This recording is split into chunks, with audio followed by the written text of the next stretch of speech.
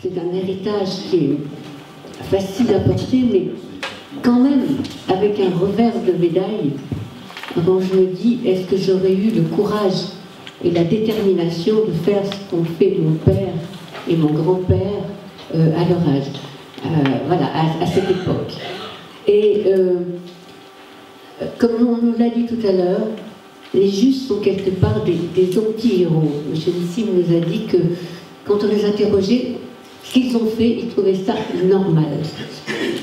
Et dans ma famille, heureusement, je suis maman de 3 enfants, et c'est dans les années 1990, à un repas de Noël, que 3 garçons ont posé des questions à leur grand-père. Papy, qu'est-ce que tu as fait pendant la guerre? Il était né en 27. Et très naturellement, il nous dit, mais j'étais jeune, mais j'étais agent de liaison dans la résistance, et surtout, j'ai aidé mon père, le commissaire, à prévenir les fermiers juifs. Je savais que mon grand-père avait été à Dachau, je savais que mon grand-père était résistant, mais moins de choses au niveau de la population juive. Et j'ai tout de suite pensé qu'une telle mémoire, un tel témoignage, on ne pouvait pas le laisser sous cloche et qu'il fallait en parler. Parce qu'effectivement, les derniers témoins s'en vont. Parce qu'effectivement, il y a une espèce de culte de la mort, de l'horreur, auquel il faut vraiment contrecarrer. Et comme je dis souvent, quand j'arrive dans les collèges et les lycées, j'arrive avec ma collection de désobéissants. J'arrive avec ma collection d'antidotes et de contrepoison à la haine. Et les jeunes ont besoin d'écouter ça. Michel Serres, le philosophe, a dit que les enfants, à 12 ans, auront vu 12 000 meurtres, et c'est le mot cadavre qu'ils auront le plus entendu. Et c'est évidemment inadmissible, c'est dangereux. Il faut endiguer cette haine sur les réseaux sociaux, et c'est vraiment avec des actes simples et des actes concrets qu'on peut parler aux jeunes. Donc à mon papa, je lui dis, mais est-ce que tu as des noms? Est-ce que tu te rappelles de certaines choses? Et très curieusement, on était dans les années 90, les noms, les rues, tout lui revenait. Alors en 2 mots, l'histoire. Donc c'est juste, moi j'aime beaucoup dire aux jeunes, d'ailleurs je ne focalise jamais que sur l'histoire familiale, parce qu'ils sont plus de 4000 reconnus, et quand il est reconnu, c'est avec tout ce que Yad Vashem demande, le témoignage écrit. Mais j'ai aussi beaucoup à cœur à chaque fois de parler, je n'aime pas le thème juste anonyme, je préfère le juste non reconnu. Et je donne aussi des exemples de personnes qui ne sont pas encore reconnues. Donc, dans C'est juste, un historien parle d'une rame de wagon de métro où on a plusieurs visages, plusieurs personnes, il n'y a pas une détermination vraiment à être juste, et toutes les catégories sont représentées socialement. Et donc, ça, je crois que c'est très important, dans ces 4000. Et bon, il y a des catégories qui sont un petit peu plus représentées, comme évidemment le monde rural.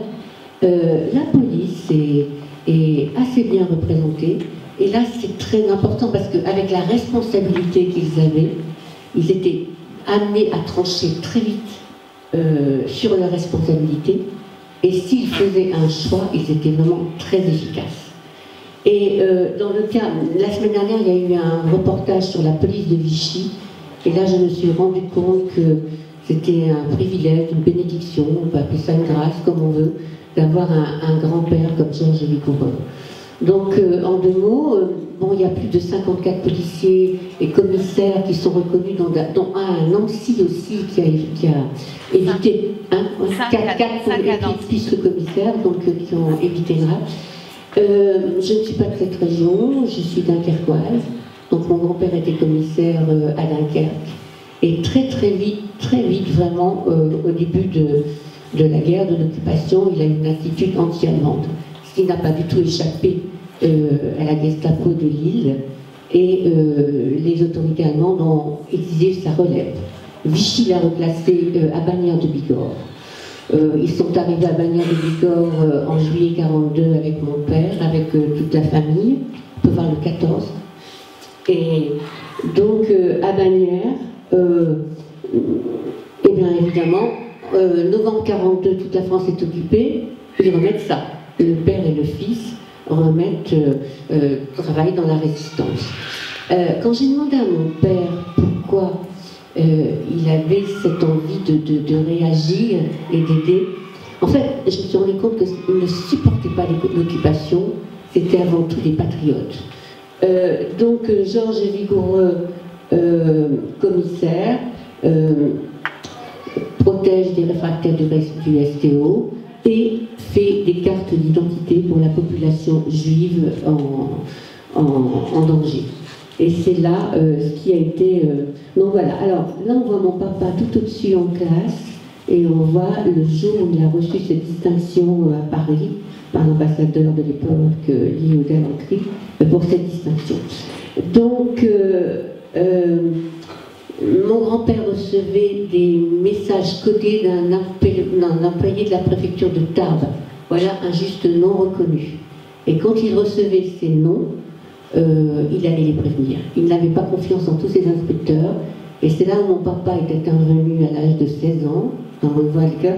C'est qu'une nuit, mon grand-père l'a réveillé et il lui a dit je n'y arrive pas. D'ici 6 heures du matin, je ne préviens pas tout le monde. Est-ce que tu peux m'aider? Et il m'a dit qu'il n'a pas hésité une seconde. Donc plusieurs fois, mon papa, à son âge, enfin très jeune, a aidé des familles. Donc dans les années 90, on a retrouvé ces familles. Mais quelque chose de très important, je vais vous dire, la première personne à qui mon papa a téléphoné, elle lui a dit, après un traumatisme pareil, je crois qu'on hésite entre amnésie et se souvenir, la première personne a dit, effectivement, un petit jeune de 16 ans m'a prévenu, mais je suis incapable de témoigner, je suis incapable de passer de cette période, je veux tourner la page. Bon, pour quelqu'un qui ne connaît pas un héros, c'était pas... Mais après, bon, comme je parlais d'autres exemples, on a retrouvé, et donc voilà. Alors, Georges Vigoureux a eu rapidement des ennuis, parce qu'un jour, voilà, le 13, c'est son procès verbal d'arrestation. Une personne juive avait gardé dans sa poche 2 cartes d'identité, la vraie et la fausse. Et un contrôle, évidemment, comme déjà, on trouvait que c'était... Il y a une chose que j'aime beaucoup dire aux élèves quand j'y vais, plusieurs fois on lui a dit que c'est curieux, monsieur le commissaire, quand on arrive, il n'y a jamais personne, et on n'arrête pas grand monde à bannière de Bigorre. Il jetait des poubelles entières de dénonciation. Donc, voilà. Donc, en plus, son attitude anti-allemande, en tout cas pas collaboratrice, plus le procès-verbal d'arrestation sur les cartes d'identité, ça a été arrestation à la prison de Toulouse, torture, il n'a pas dénoncé son réseau, et Dachau. Et quand il est revenu de Dachau, mon père était très près de lui et il avait perdu 40 kilos. Alors voilà pour un exemple, mais je ne veux pas rester que sur le familial. Vous allez voir, on va prendre plusieurs exemples. Alors, il y a des gens qui se sont débrouillés tout seuls, stratégie de la débrouillardise, qui n'ont pas hésité, d'autres qui se sont organisés en réseau, parce que, en fait, il faut une personne pour détruire une vie, pour dénoncer, et il faut quelquefois plusieurs réseaux pour pouvoir vraiment, après, faire quelque chose d'utile. Et ça, je le dis bien, parce que, comme disait Francine tout à l'heure, la discrimination, moi qui étais institutrice, je peux vous dire que vraiment, elle commence dans une cour de récréation. Salle, tout ce que vous voulez, et ça suit.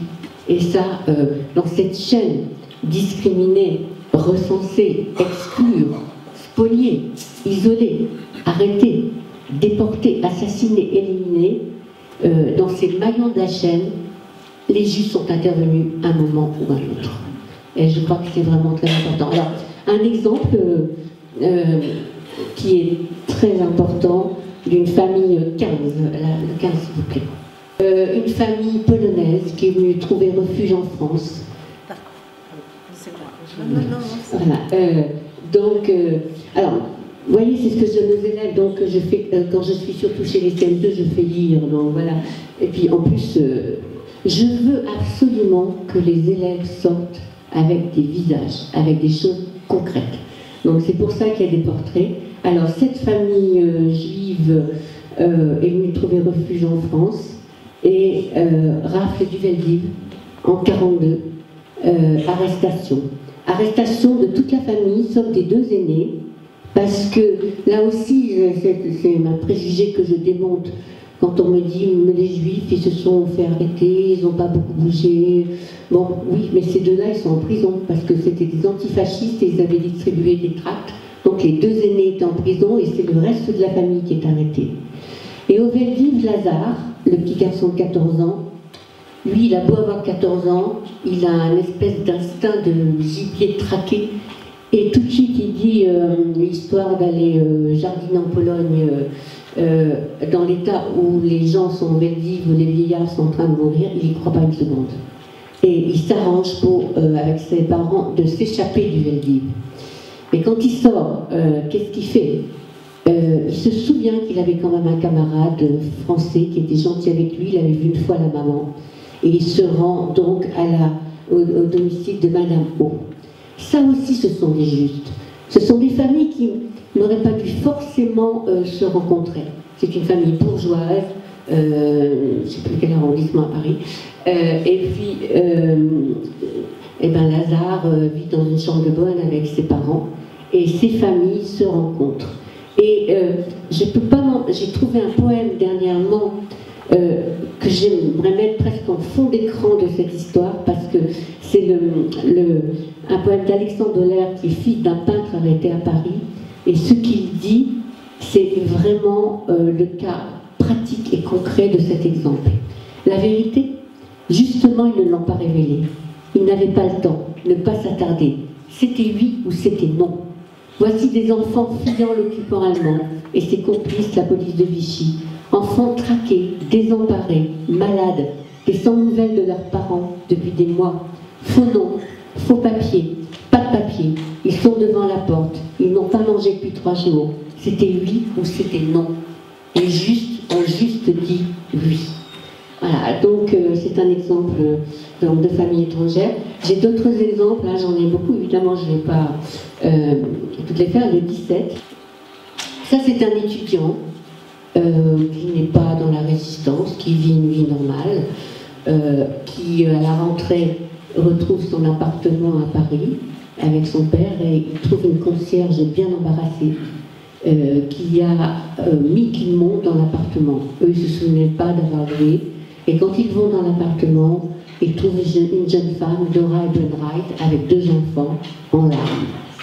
Et là, on parle souvent d'instinct maternel, mais là, le père et le fils craquent devant cette souffrance. Et il y a vraiment le geste de compassion. Vraiment, en 1942, la compassion a commencé à l'emporter sur la stigmatisation. Quand on a vu les enfants avec les toiles jaunes, il y a eu des réactions. La conscience de l'homme de la rue, la conscience s'est réveillée. Donc ce jeune, alors évidemment, il y a le geste spontané, on est touché, mais on entend de guerre. Après, il y a des alternatives matérielles. Il ne va pas aller au commissariat demander des cartes d'alimentation pour les 2 réfugiés qu'il cache. Donc, il va prendre son vélo et toutes les semaines, il va faire 50 km pour aller trouver de la nourriture et nourrir cette famille. J'ai évidemment d'autres exemples. Quelqu'un qui ressemble un peu à mon grand-père, le 18, s'il vous plaît. C'est un préfet qui a été déporté aussi. Alors, c'est ce que je vous disais tout à l'heure, hein, le rôle des préfets, même maintenant, quand je vois dans une association où je travaille, les préfets ont beaucoup peuvent avoir des responsabilités pour les démigrer, pour beaucoup de choses. Donc, lui, on trouve qu'on n'arrête pas de juifs dans son département. Bien sûr, on ne les arrête pas, il les cache ou il livre des faux papiers. Intéressant de savoir que c'est la police française qui le livre à la police allemande. Il se dit revenir de l'enfer après avoir été déporté. Il y a en ce moment, et c'est vraiment une bonne chose, il y a une reconnaissance des justes qui commence à se faire, et il y a un square Camille Ernst à Montpellier. Alors, il y a ceux qui sont très connus, hein, donc je vais faire vite, le 19. Oui, voilà, Monseigneur Saliège. Dans l'église catholique, ils ont été cinq prélats, comme lui au début, qui ont réagi. Travail, famille, patrie, ça leur allait très bien, mais il y a un moment où c'est insupportable. Et ça a été un des tracts, ce qu'il a dit vraiment dans son église, qui a été un des plus diffusés de la résistance de cette période. Et il a ouvert là les couvents, les églises ont commencé à s'ouvrir. On peut toujours rêver à penser 5 prélats, s'ils avaient été une partie de la totalité à réagir au résultat que ça aurait pu être pour vraiment sauver plus de personnes. Elle est intéressante, le 21. 21, s'il vous plaît. Alors, revenons en arrière, une seconde. Vous avez parlé tout à l'heure, M. Nessine, du convoi. Quelqu'un a parlé du convoi des femmes en 1943 qui ont été toutes déportées avec Charlotte Delbo, non c'est M. Mal, avec Charlotte Delbo, Marie-Claude Bayon-Couturier. Celle-ci faisait partie du convoi, donc des femmes, des résistantes armées. Et là, c'est incroyable. Elle était en face d'un bloc où les femmes étaient des condamnées, les femmes juives, les femmes de toutes les nationalités, dans toutes les langues, on entendait j'ai soif. Et elle a traversé le bloc pour donner un verre de tisane à une de ces femmes. Et pour un verre de tisane, le lendemain, elle est partie en chambre à gaz, pardon. À chambre à gaz pour être exterminée. Donc ça c'est Anne-Marie Paul. Voilà. Il y a, oui, j'aime beaucoup dire que c'est une grande désobéissante. Je demande souvent aux élèves de choisir. Elle désobéit bien sûr aux lois, mais à son mari, parce qu'elle est mariée avec un collabo. Donc elle est dans la résistance armée. Donc ça devait être assez serré, et elle a sauvé une dame de Paris avec 3 enfants. Et elle avait un franc-parler. Quand ils sont arrivés dans le village, elle a dit « Mais qu'est-ce qu'on nous raconte sur les Juifs? Ils ont des pieds, ils ont des mains, qu'est-ce que c'est que cette histoire ?» Il n'y a rien de crochu. Et elle a vraiment fait un travail fantastique. Après, il y a vraiment ceux qui sont le 26, ça c'est aussi une étudiante hein, en médecine qui a, voilà. On va prendre le 26 s'il vous plaît. Ça c'est tout un réseau. C'est Madeleine Barrault qui a introduit la CIMAD dans le camp de Gurs. Et là, je crois que c'est au bas mot de dire que c'est des milliers de personnes qui lui doivent la vie. Ça d'ailleurs fait, c'est l'objet de mon 3e livre, où je parle des justes, parce que voilà, je témoigne par des exposés, par des conférences.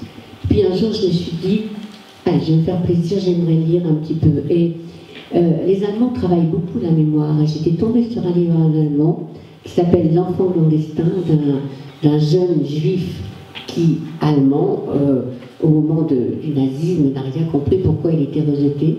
Et dans ce livre, avec sa sœur, ils veulent aller à la piscine, et la piscine est interdite. Et c'est quelque chose qui, bon, je suis nageuse, qui m'a travaillé, et je me suis dit, mais il y a des choses à faire pour parler aux jeunes de la discrimination. Et donc j'ai donc parlé de cette année 38 en Allemagne, où il y a eu beaucoup d'interdictions, mais aussi j'ai parlé de ceux qui réagissaient. Et quelque chose dans mes livres, il y a et donc dans mes romans, dans le premier roman, cette jeune fille juive rencontre un protestant, mais un protestant qui proteste vraiment, pas un qui suit l'église des chrétiens allemands, l'église qui persécute, mais l'église qui réagit, la Beklemgenkirche, avec Niemöller et Dietrich Bonhoeffer qui l'a payé de sa vie. Donc voilà. Donc pour moi, à un moment où on stigmatise les religions comme facteur de violence, ce qui est tout à fait vrai malheureusement, il y a autre chose. Il y en a qui ont réagi, et il y en a qui suivent les valeurs de l'évangile. Voilà, donc mon premier roman, alors quand vous commencez à écrire, vous avez pratiquement 60 ans, et que c'est pas très glamour, et que vous n'avez pas de relation dans l'édition, vous faites comment? Alors je me suis dit, bon, j'écris quelque chose, je vais quand même l'envoyer à la Fédération de la mémoire par la Shoah, à l'attention de Madame Veil. Alors on m'a dit, vous savez, elle est très souveraine dans ses décisions, elle reçoit beaucoup de manuscrits. Et puis au bout de 2 mois, j'avais une préface de Madame Simone Veil, ce qui m'a donné confiance dans l'écriture et qui m'a donné envie de continuer. Et le deuxième livre est, effectivement, j'étais institutrice, effectivement, la souffrance des enfants. La discrimination, c'est quelque chose que j'ai à cœur. Et le deuxième livre, c'est sur ces enfants, ces 10 000 enfants qui sont partis après la nuit de cristal en Angleterre en laissant leurs parents. Et le troisième, je vous dis, c'est sur Gurs, l'itinéraire de Madeleine Barrault. Et à ce sujet, j'avais reçu un coup de fil d'un monsieur de Buenos Aires, monsieur Rosenthal, qui avait eu son frère qui était Kindertransport. Et il me dit, Madame, vous avez écrit sur la tragédie de mon frère, sur ces Kindertransport. Maintenant, écrivez sur les camps français. Mes 2 grands-parents, mes grands-mères sont morts dans les camps français, à Gurs. Je me dis, mais là, il y a quelque chose qui m'échappe. J'avais envie d'envoyer ça d'un revers de la main du côté de l'Est. Et puis non, Gurs, c'est bien un camp français qu'on a eu le culot d'appeler au début camp d'accueil, et qui est bel et bien un camp qui a été une réserve après de déportation pour les Juifs. Plus de 3900 Juifs sont partis de Gurs. Alors voilà, alors maintenant, écoutez, les choses m'ont dépassé, je fais beaucoup de conférences dans les collèges et lycées, et quand même j'ai une note très optimiste, parce qu'il y a vraiment des professeurs qui s'engagent, qui font des projets très intéressants, et je me glisse là au milieu avec ma collection de désobéissants. Voilà, et en général, alors il y a des endroits où le mot juif est un grand mot. On dirait que le conflit israélo-palestinien est au bas de leur immeuble, mais quelque part, je ne supporte pas les autres de mon droit. Je mets rapidement les choses au clair et je parle de ce qu'on a été capable de faire en France, mais aussi, quand on dit le mal, le bien doit aussi annoncer.